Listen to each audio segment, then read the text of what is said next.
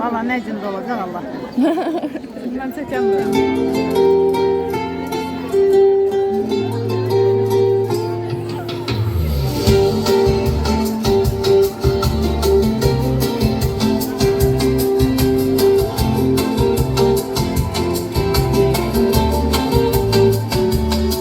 Seher zengi çalınanda sinif dolu ses sese biz gülürüm.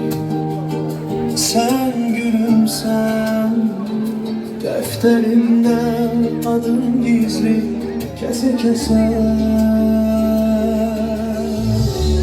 Gülzar mühürle yüreğimizde içi otaksız yazılı dilek defterimde. Teknolojiye dersi senle şirindir. Her bir aklımda izlerin silindi.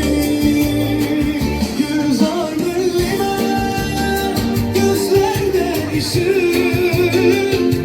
Sen danışanda geçer bütün yorgunluğum.